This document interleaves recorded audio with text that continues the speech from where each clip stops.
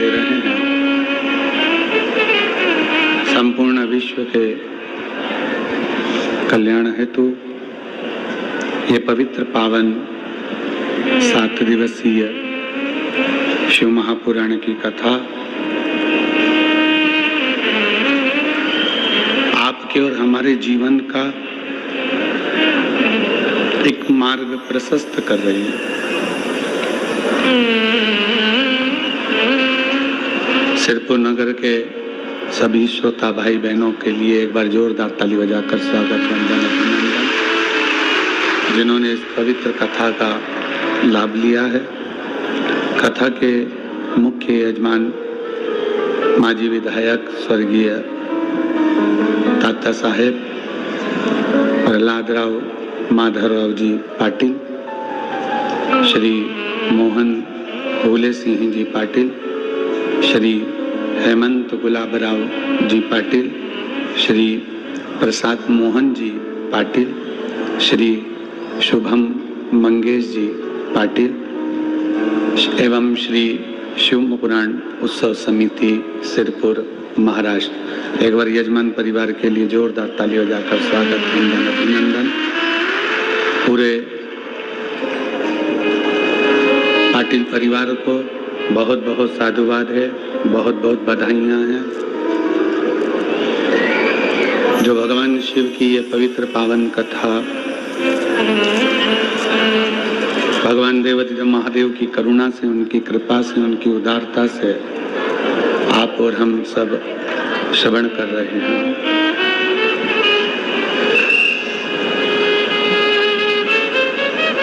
हमने पहले भी कहा है कि कहीं आपके और हमारे कोई पुण्य बहुत सारे इकट्ठे होते हैं। जब आपके और हमारे पुण्य एकत्रित होते हैं तब जाकर कहीं शिव महापुराण का यजमान पद ग्रहण करने का सौभाग्य मिलता। पाटिल जी, आपके पूरे परिवार को हम साधुवाद देते हैं कि कहीं पूर्व का पुण्य आपके दादा परदादा का प्रबल हुआ होगा तो एक कथा के आप यजमान बने हैं, उसकी साधुता है आपको। कथा मंडप में ही विराजमान संत साधु गुरुजन ब्राह्मण जन तपस्वी जन साधक जन उपासक सभी संत और कीर्तनकारों को प्रणाम करते हैं। बड़ी मुश्किल से ये मानव की देह मिली है।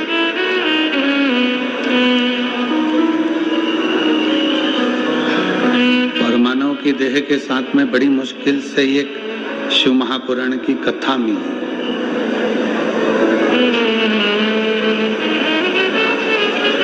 और शिव महापुराण की कथा के साथ साथ बड़ी मुश्किल से सिरपुर की धरा पर ये शिव महापुराण की कथा मिली है।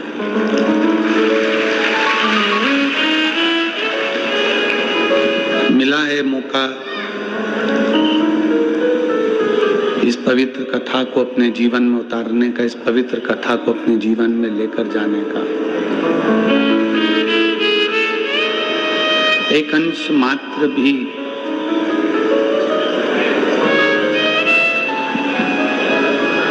हम पूरी कथा को अगर अपने जीवन में नहीं उतार सकते, हम पूरी कथा को, थोड़ा रिटर्न का प्रेशर बढ़ाओ, हम अपनी पूरी कथा को अगर जीवन में नहीं उतार सकते, हम पूरी कथा को यदि अपने अंदर लेकर नहीं जा सकते तो एक अंश मात्र भी कथा अगर हम लेकर जाते हैं अपने हृदय तक तो ये निश्चित है कि हमारी जिंदगी और हमारा जीवन सफल है।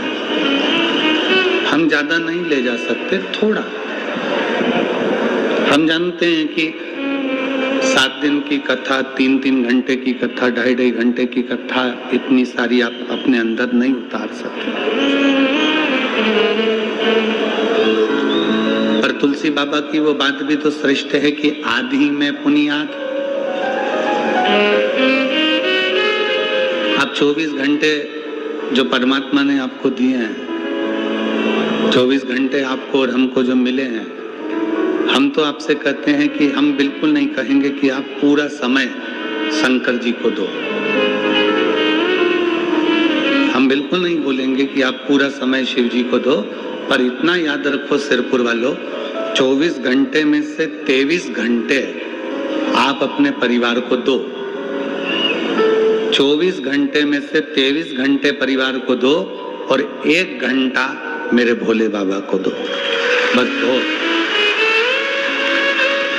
और यदि 1 घंटा भी अगर आपके पास में नहीं है मेरे देवाधिदेव महादेव शंकर को देने के लिए, तो उसमें से भी आप आधा घंटा परिवार को और दे दो। तो कितने घंटे हो गए परिवार के पास में? 23.5 घंटे। आधा घंटा मेरे भोले बाबा को दे दो। और मान लो अगर परिवार वाले इतने में भी राजी नहीं हो,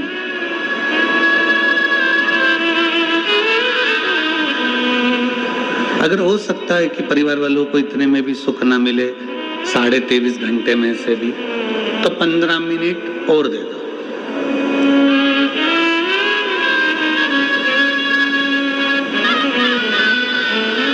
जो 15 मिनट बचे हैं वो 15 मिनट में भगवान का भजन कर लो। और अगर परिवार वाले कहें कि हाँ नहीं हमको तो 15 मिनट भी नहीं भजन में देना है, तो फिर उनको पूरा समय दे दो। 1 मिनट मेरे भोले बाबा के लिए निकाल लो, वो 1 मिनट के में भजन में भी आपको पार उतार सकता है। 1 मिनट के भजन में भी वो पार उतार।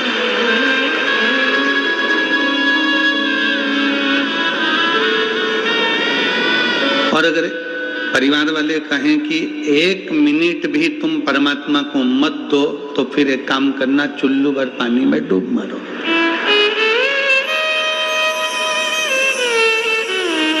अब 1 मिनट परमात्मा को 24 घंटे में से नहीं दोगे तो जिंदगी किस काम की?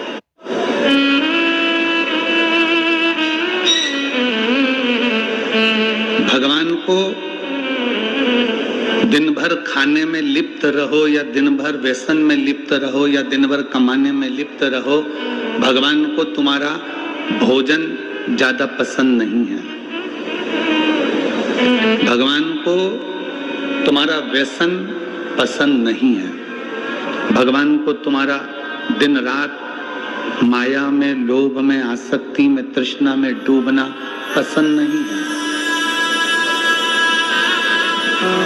भगवान को तुम्हारा दिन भर गलत गलत चीजें खाना पसंद नहीं है, भोजन पसंद नहीं है।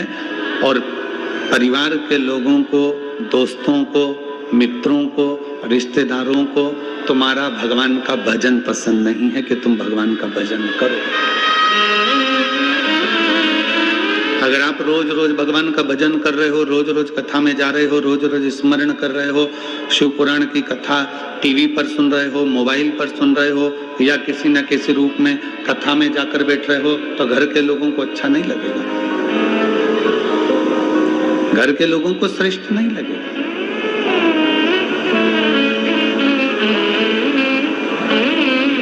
मोहल्ले की अगर कोई माता रोज रोज मंदिर जाए, मंदिर में जाकर दिया बत्ती करे, झाड़ू लगाए, पोछा लगाए, तो लोग कहने लगेंगे ये आ गई सती सावित्री।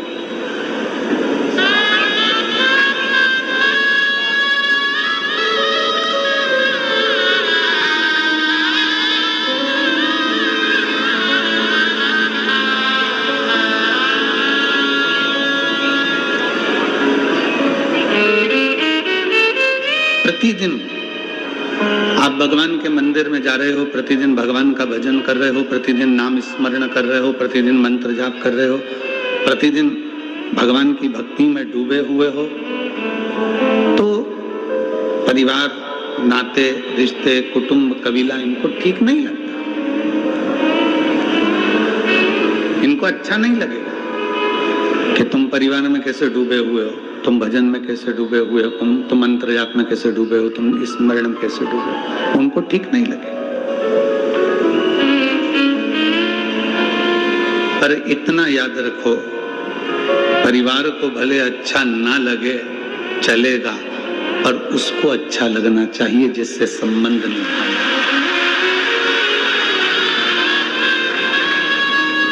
पड़ोसन तुमसे कह रही है कि तुम्हारा श्रृंगार अच्छा नहीं लग रहा, रिश्तेदार तुमसे कह रहे हैं कि तुम्हारी साड़ी अच्छी नहीं लग रही, कुटुंब वाले कह रहे हैं कि तुम्हारे गले में पड़ा हुआ हार अच्छा नहीं लग रहा है, परिवार वाले कह रहे हैं कि तुम इस श्रृंगार में, इस लहंगे में, इस कपड़े में, इस वस्त्र में, इस साड़ी में, इस पैंट शर्ट में तुम अच्छे नहीं लग रहे। पर यदि तुम्हारा पति तुमसे कह दे कि तुम बहुत अच्छी लग रही हो, तो इतना याद रखना कि दुनिया को भले अच्छे ना लगे पर उसको तो अच्छे लगे हैं ना, जिसके लिए हम सजे हैं, जिसके लिए हमने श्रृंगार किया, जिसके लिए हम सजे, उसको तो अच्छे लग रहे हैं। बस ये आत्मा का श्रृंगार हमें परमात्मा के लिए करना है।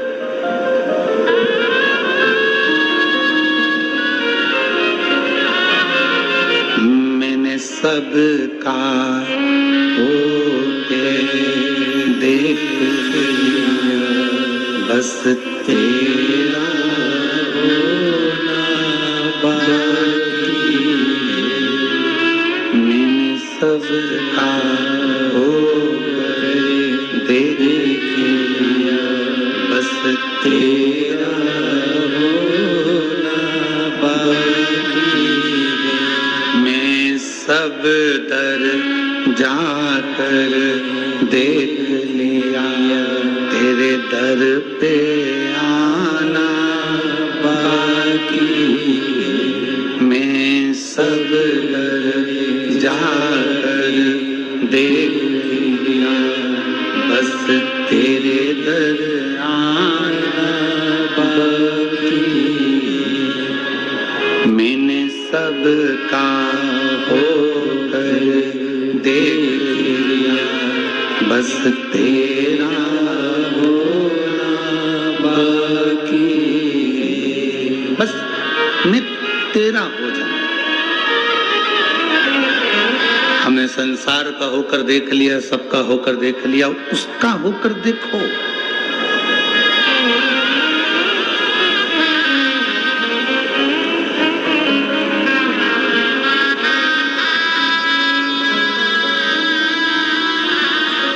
काशी में एक व्यक्ति ने एक प्रश्न किया,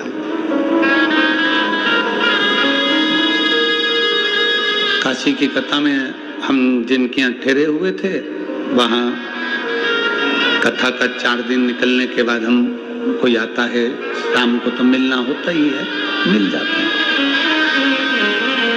4 दिन तक तो हम किसी से मिलते नहीं, और 5वां दिन कथा का था और शाम को कोई मिलने आया तो उसने कहा, गुरुजी क्या भगवान दुख काटते हैं?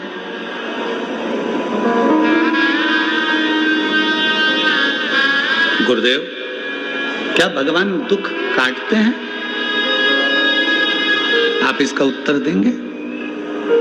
हमने कहा नहीं, भगवान दुख काटते होते तो भगवान दुख देते ही काहे को? भगवान दुख नहीं काटता। गुरुदेव आप तो कहते हो कि भगवान तकलीफें मिटाता है, भगवान समस्या समाप्त करता है, दुख समाप्त करता है, क्या भगवान दुख काटते हैं? हमने कहा अगर भगवान दुख काटता तो भगवान दुख देता ही काहे को? भगवान दुख नहीं काटते। शिव महापुराण की कथा कहती है भगवान का नाम और हमारा अच्छा कर्म दुख को काट देता है।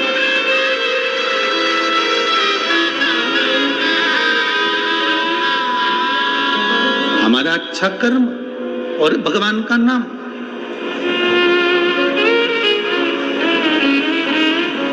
आज दुनिया के लोगों को मालूम नहीं पड़ रहा कि ये संसार के लोगों का इतना इतना दुख कैसे कट रहा है। जिस बीमारी में एक बच्चा पांव से लेकर सिर तक पूरा की पूरा बेकार होता चले जाता है, आखिरी में उसका शरीर काम करना बंद कर देता है और शरीर छूट जाता है, वो बच्चा भी कैसे ठीक हो जाता है। कैंसर जैसा रोग कैसे ठीक हो जाता है।